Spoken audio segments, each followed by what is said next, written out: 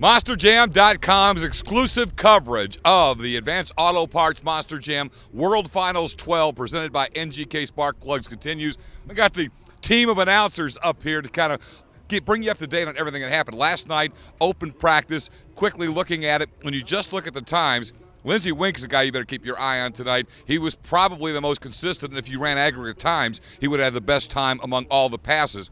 But, you know, you got to get in the top 8. That's what everybody talks about, qualifying in the top 8. Only one driver in every round put his truck in the top 8.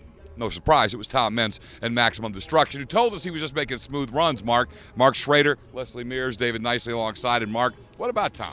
Well, you know, Tom was making smooth runs. Let's keep in mind one thing. He's got a brand-new truck, new in the fact that it's about 12 weeks old. It's been tested, tried, proved, and wrecked a lot in the last 12 weeks. What he did last night was surprising compared to what he's done in the last 11 years. To me, at least, it was.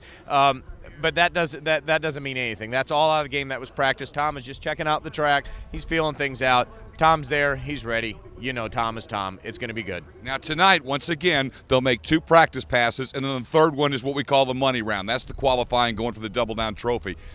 Off of last night, knowing things changed, David, what are some of the thoughts and things you're looking for tonight? Well, you know, kind of what I look at, we keep talking about Lindsey Wank and obviously Tom Meents, but I think everybody's forgetting the world champion, the defending champions here, Gravediggers here. You know, you got to talk about Dennis Anderson.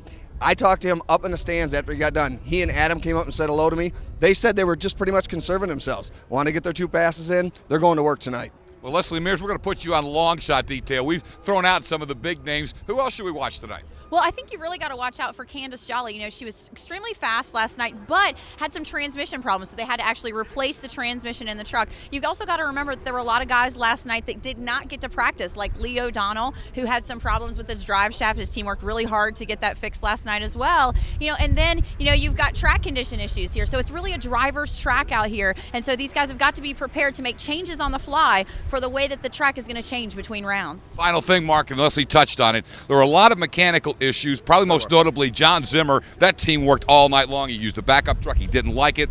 I mean, they got to get this thing straight now. Yeah, Zimmer had problems. Chris Bergeron with Brutus had problems. As Leslie said, Lee O'Donnell had problems, and there was multitudes of other ones that had problems. Some gear ratio issues, some magneto issues, other issues going on. That's why it's practice night. They've been working all night, working all day. Their game face is on today. Today's the money round. Behind us, there's thousands of fans who bought that exclusive double-down ticket. It's the best deal for any Advanced Auto Parts Monster Jam fan. If you're coming out next year, make sure you get the double-down ticket. You're out there on Friday. The pit party's already underway. There's like 75, 80 monster trucks all displayed around. And then tonight, only the double-down ticket holders get to watch qualifying. But, of course, we'll be passing the results along to you right here at MonsterJam.com.